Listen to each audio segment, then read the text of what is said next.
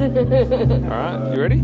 Yeah, are you? Yeah. I think you're ready above this jelly. I don't think you're ready above this, because Peter Ruby gonna rock it, baby. Don't be. So I'd like to introduce you to Ruby Nankivell and Peter Dempsey. So Peter is Ruby's mentor. They both are just here to have a bit of a Q&A session with you about lived experience. And why I said I'm a little bit sad. Ruby's got some news that she will tell you about shortly. All right. Thank you so much, Linda. Thank you. Thank you. So I've been working with Ruby for Nearly 5 years. 5 man. years. Wow, time flies. Time is just like gone by. So and how we got connected was I was a speaker before COVID. I was traveling around Australia and got my own web presence and did a number of speaking gigs. And Ruby looked at that and goes, I really want to be a speaker too. And with just the level of passion and ambition she had, I'm like going, yeah, I can really see this coming into full life. So, and over the last 5 years, we've transformed her passion into not only a business, but now she's on a number of boards,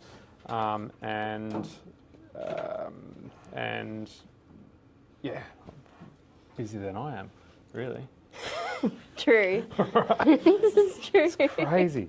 5 or 6 boards to 3 or 4 different jobs. I'm like, yeah, I need 2 PAs to do that. Exactly. But, and Ruby and I, work well together, so that's why we're here. So Absolutely. yeah, Ruby. Hi everyone, my name is Ruby Nankivell. I go by Ruby Diamond. Ruby is a diamond, so I believe in that everybody has a diamond and they're, unique and special, and that that's a really beautiful thing. And I'm here to share my lived experience and my story, and to also be able to give advice and support for people who work with people with intellectual disabilities. So and yeah. I suppose people with all types of disabilities, right? So Ruby's a serious spokesperson for acceptance in the community, etc. So Ruby, what happened, or what's your disability? My disability is called Williams syndrome. So when I was a baby, you're born with your elastic gene. So what I understand from my parents is that I was born with our elastic gene, which meant I was having a lot of heart problems and complications. So when I was a baby, my heart and arteries were closing over, so it meant that the blood wasn't getting through.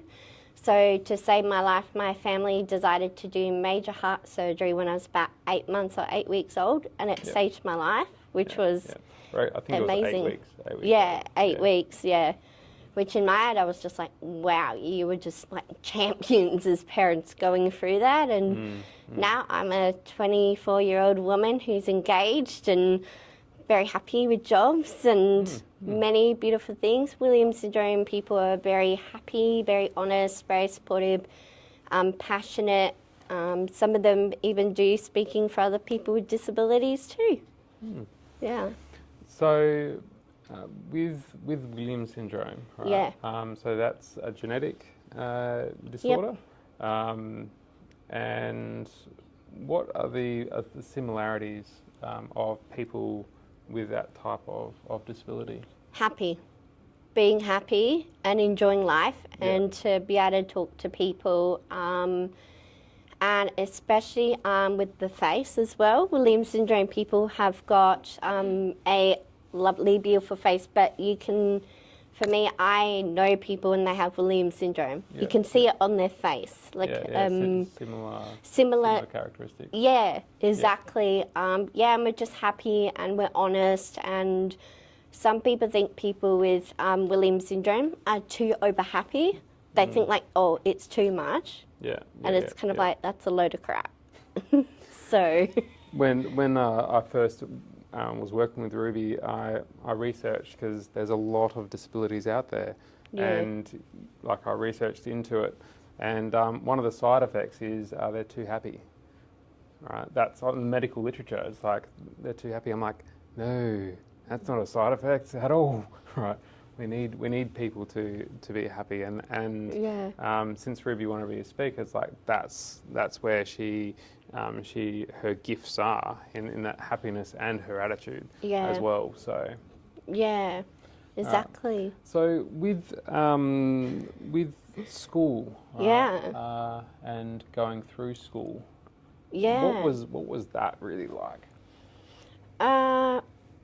It was a mixed combo of a lot of things. When I went to my first school, I didn't actually like it, and I didn't have a good experience at school. I was getting bullied a lot, and the teachers didn't do anything. And then I went to a school where I absolutely loved it, and the teachers were supporting me, that I felt like I could go and, talk to them. So I've had many different experiences of school years. I love. What was the difference, right, between the teachers and the schools? Like, what was the difference? That the teachers actually did something about the bullying for me. That they actually took charge and they actually did something. Whereas the other school was just like, oh, stop crying, that person hasn't done anything. They're not bullying you, like kind of not acknowledging what was happening to me with the person. Yeah. Yeah. The acknowledgement of what's going on, especially to a person with a disability, and their perception of what's going on, is, especially if they're highly stressed out, and if the level of information is overloading anyway, it stresses people out. Right? Yeah. So people with disabilities are more heightened to stress or things like that, and that might change, or that might their perception might be spicy, right? Let's say. But by looking through that, you go, what's really going on? And this is like anyone with a disability. Yeah. So, cool. So you mentioned teachers helped you. Yeah. Who else helped you? Who else were the other resources? I would say the teachers were, and then I would say my family. My family, my mum, my dad, my sister, my family. When I used to have bad days at school and I'd come home and just, I'd feel upset or just down, having a rough day, I'd talk to my family. And I think because of how strong they were and they supported me, I felt like, okay, I can do this. I can go to school again. I can get through it. So them supporting me and helping me the way my family did it actually helped me to be stronger in myself and to be able to not be afraid and to go to school. So my family helped me in times that I needed them the most. And family's very special to me. It means a lot to have a family. Yeah. With the people with disabilities who are advocates or who are strong and pull out of it, I notice there's a genuine theme of like really strong family support. I know I wouldn't be where I am. I had a stroke when I was a kid, so it was very challenging for my parents. But my parents were equally as ambitious as Ruby's, right? Yeah. And without that family support, or without sisters or siblings there, it's very challenging. It is. And I mean, I've seen Ruby's family, and when they're ambitious, they're really ambitious, right? They'll move heaven and hell. And same with my parents. My parents will move heaven and hell too. That's a common trait, especially with people with disabilities that pull through. And by you guys working in the disability sector, people might not have that. So by looking at how you can be as strong or as ambitious as those people, you can develop a really strong relationship with that particular client. And if they really like that, that will be a really consistent client over years, right? They will move heaven and hell to be with you if they trust you. Yeah. Yeah. It comes all down to that trust and honesty, to be able to trust someone. Yeah. To go to them and tell them what's going on. Yeah. Like if you're having a good day or even if you're just having a bad day.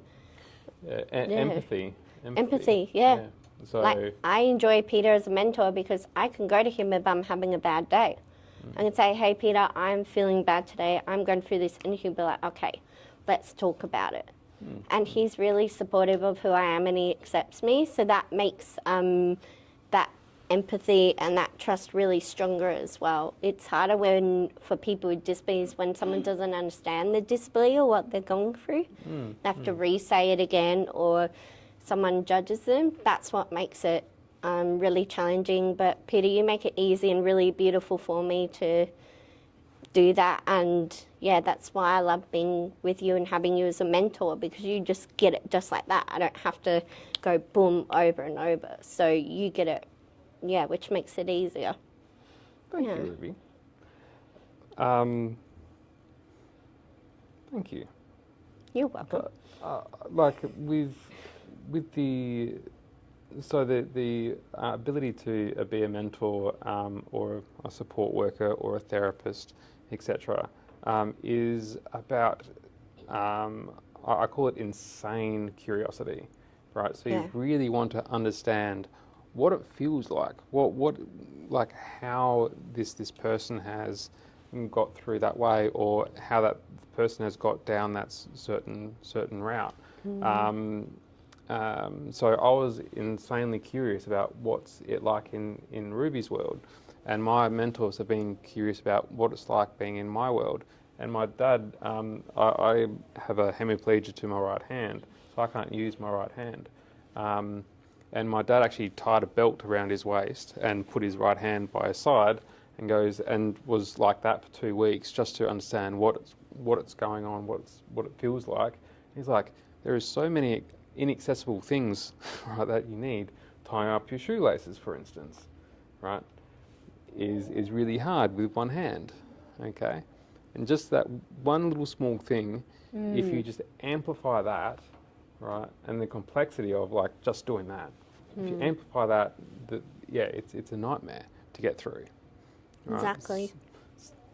So by being really curious, by being non-judgment, like that's what you said. Yeah. That's what will really help you along this mission, as well as not get you burnt out, right? Because I've seen, I'm sure you've seen it as well. Your parents really burn out. Yeah. Yeah. Exactly. Oh yeah. Yeah. My parents go through a lot, not only as parents but in life as well. Yeah. But they're there for their kids. They're there for me and they're there for my sister, and that's what I love about my family. It's kind of helped me to be who I am today. It's like, it's because of all the other people in my life, but it's because of my parents. Absolutely. Yeah. Absolutely. So what would you recommend to these guys? If there was like about 3 key insights. I think curiosity, like you said, I think that's really a good one, and especially to go, what is it like for that person? What would it be like if I was walking in their shoes? How would I handle it? And just supporting them through the good times and the bad times, and to be able to support them the best way that you know how. The second one I'd give is just being yourself. Oh, that's a good one. Being yourself. Being who you are. Don't be something else that you're not. Be who you want to be, because if they don't accept themselves or they're struggling, it will help them to be able to be their self. Yeah, yeah. And to be able to give that confidence. And I'd say third is just help them with their goals in life, what they want to do. If that's being a parent, getting a job, no matter what they want to do in life, support them to get that goal, work towards it. Help them to maybe understand more. It might be understanding more about themselves, or what passion they love, or what can they do. Yeah. So those kind of things, and just be there for them, hear them, stand up for them, and support them to stand up for themselves too. Yeah. Yeah. I'm glad you brought up that point, Ruby. Support them to be who they are. Yeah. So with Ruby's parents and my parents, they didn't know what was too much advocating, and what was like they wanted me to step up. Yeah. Because they knew the difference between learned helplessness, right, and what like they really want me to do it. So it's a very, very fine line between the two. And Yeah. and when I could do it, right, like my dad was always standing to my left, right, whenever we went into meetings like this, and I would brush him on the leg if I'm good, right, I'm good, Dad, right, but I would grab his little pinky finger if I needed his help, and he's like, Yeah. right, I'll step in, right, and Yeah. I'll make sure make sure they get the point. So developing little tips like that is a massive help, especially in their world. And for me, mine was talking in body language for my parents to see when I was okay and when I wasn't okay, and when I was upset. Yeah. I really wish I had you in a few meetings. Ruby is her bullshit-o-meter is like through the roof. Yeah, right? it So is. she will tell, right? Like, so we were walking down the street and she's like, oh, that person's angry. I'm like going, how did you know that? Like, she walks up to it, like, are you okay? Right, and this person bursts out into tears. I'm like going, okay, right, what's going on here, right, kind of thing. Yeah. And then we worked we sorted out things like that. But the energy Ruby can feel is off the chart. Yeah. And that's the genuine power. I think with every disability, there's unique abilities that is unexplored. Exactly. In the human, just being human, really. Yeah. So. Yep, that's true. Even my mum said I walked up to a woman once when I was little. And I went, are you okay? And she said, no, how did you know? I was like, I can just tell. For me, it's body language. I can read it, I can feel it, I can see it. Yeah, So for instance, if Peter was upset today and he was down or something, I would know and I'd be able to go to him and go, hey, Peter, I just noticed that you seemed a bit upset today. Are you okay? Would you like to talk about it? I'm here for you. So I can read body language. I can sense it. People can't hide it from me. Some people try to, but it's like, you can't. I just know it. I can read it. They're like, wow, you can. Yeah. It's like instant. I can just see it. But absolutely. That's why it also helps me to be who I am, to be able to help other people. Yeah, and not tolerating bullshit, like Peter said as well. So with Ruby and I, we've come a long way. And through that process, communication is a really big thing. So being genuinely able to communicate very well, and realising that communication is more than just words. Yeah. It might be tone of voice, it might be body language, it might be energy, it might be distance, right? Yeah. How close are they to you? They might not talk to you, but they might be really close, right, to you. Right? And it's like going, cool.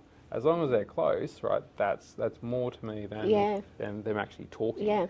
Right. And you'll also end up bouncing off each other. You will get stronger in that bond with that person. Yeah. You'll have more fun with them. You'll laugh with them. You'll grow together as well.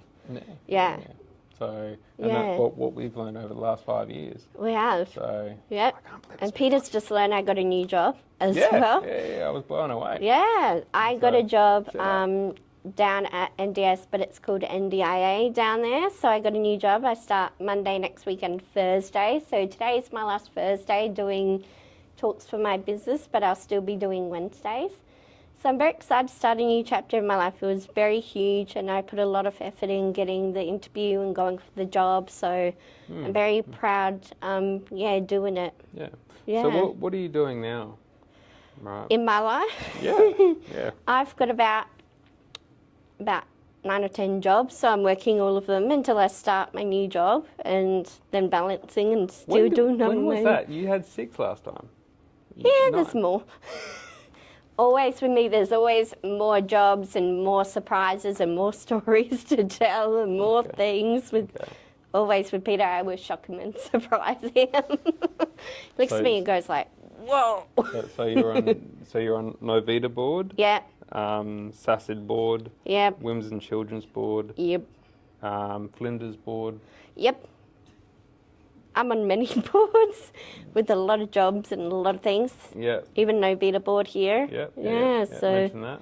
So there's another 5th one. Purple orange board. Purple orange. Right. Yeah. So so many boards and jobs, but I wouldn't change my jobs for the world. I absolutely love them. Yeah.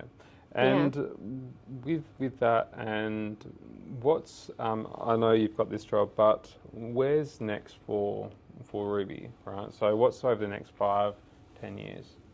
5 to 10 years. Well, I'll be doing my new job, and then I will be moving in my partner, getting married, and having a family of my own.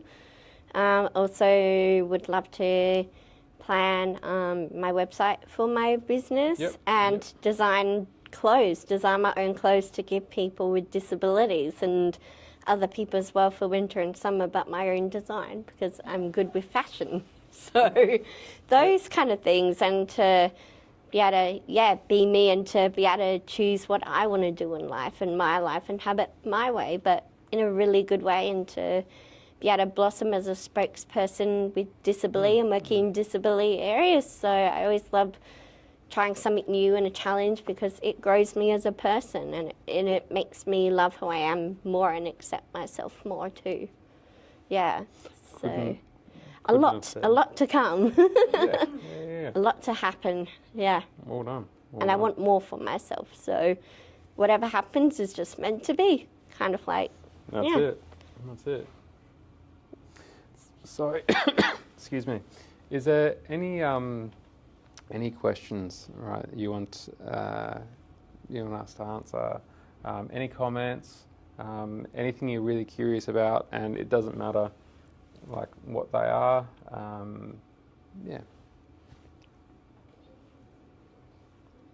I just want to say, Ruby, you seem like a force to be reckoned with. I can't imagine how many hats you're wearing or how you're balancing that all. And I also love that you're wearing Ruby slippers and a Ruby outfit and all of it. You're just, just hats off to you. Oh, thank you. Beautiful. Thank you so much.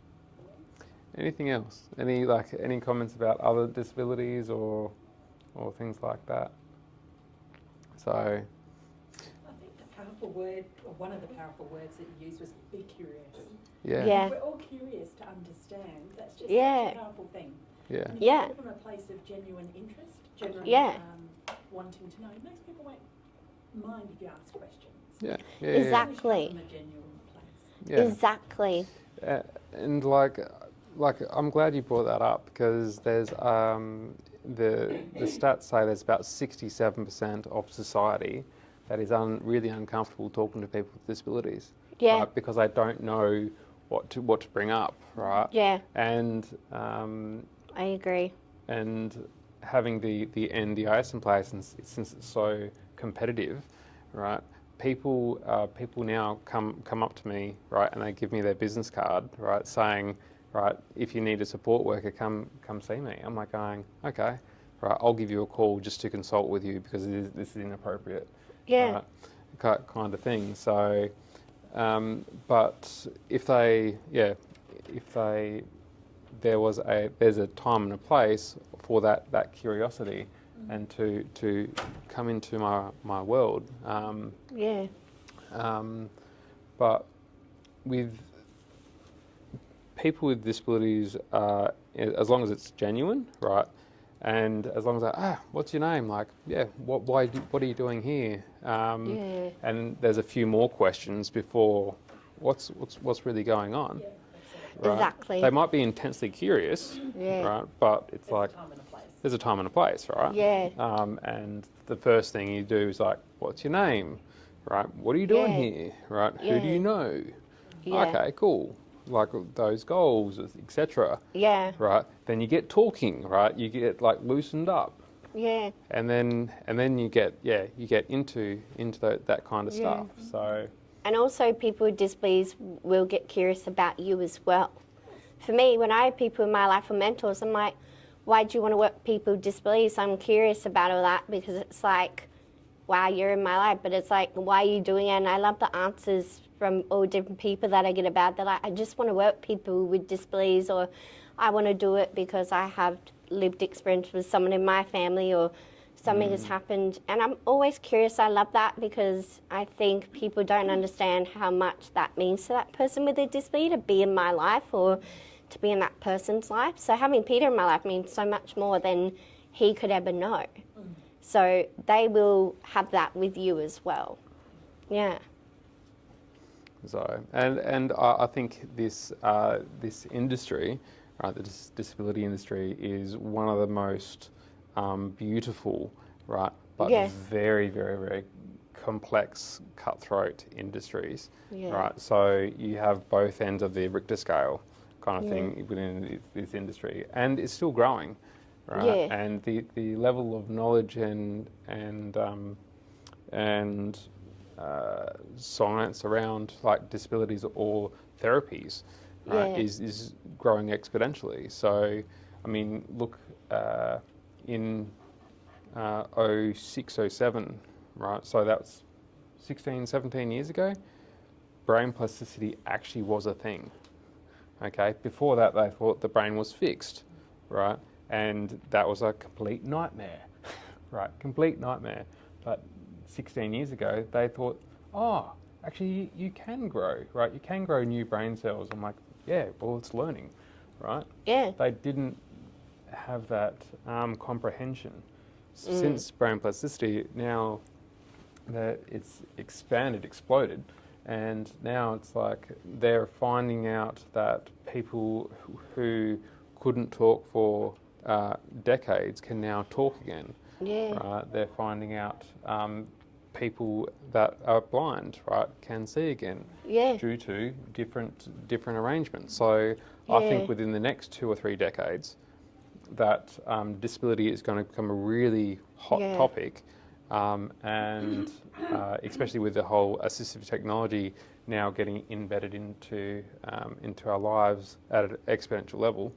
It's going to be a really cool area to play in. So, and that's why I'm also doing my business now, to make the future better and make a change in this world. I had someone come to me once and they're like, I want to take your disability away from you. And I'm like, oh yeah, how are you going to do that? And they're like, I'm just going to grab it and take it. I'm like, nah, that's a load of crazy talk. I was like, you can't take it. I am who I am. You can't change it. So that's why I want to do my business. I don't want people to go through that or to go through other things. That's why I want to make a change, and to be able to say to people like, hey, you don't know what you're talking about. You're saying shit here. Or to go, I agree with this and I think it's fantastic. Yeah. Yeah. So to have both those things. I would like to ask you, Ruby, right, if you had the choice of not having a disability and having a disability, right? Yeah. With all the experience you have developed. Yeah. What would you choose? I'd choose my disability any day because it's who I am and I love who I am. And I don't know what my life would be like not having a disability, but I love that I have it. I may go through struggles sometimes, some challenges, but I wouldn't change it for the world. It's a part of me and who I am. I would rather, I would choose disability any day for anyone and myself because I love who I am and I'm proud of it, and that's why I'm here. And if I didn't have it, I wouldn't have my business or have the people or the things that I do have. So I'd choose disability any day. Do I wonder sometimes what it would be like not having a disability in a life? Absolutely. Like, who doesn't with a disability wonder? But, you know, I love who I am. I wouldn't change it. Sometimes I go, what would it be like not having a disability? And I'll never know that, but it's good to have that curiosity about it. But I wouldn't change it for the world. I would stay with that. Yeah, and I think, I would have my disability too, have the challenges I have. Now I've gotten through it because I can help out more people. And I suppose with Ruby and I, having a disability makes you unique. Right? And that's probably what everyone's looking for, right?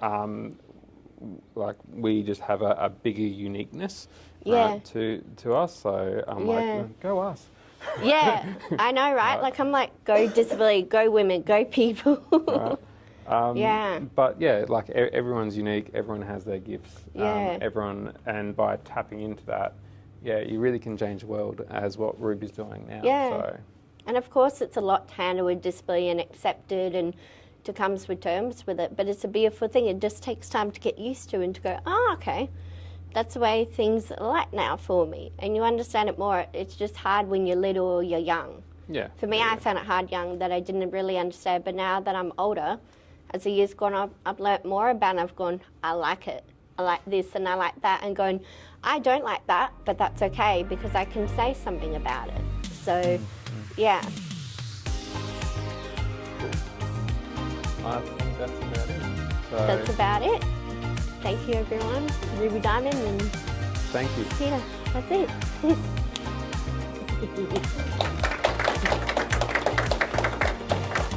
I'm Ruby Nankivell. I'm a spokesperson. Thank you for coming to Novita today and seeing the experience. Have a good day, and I'll see you all soon. It's a wrap. Bye. Beautiful.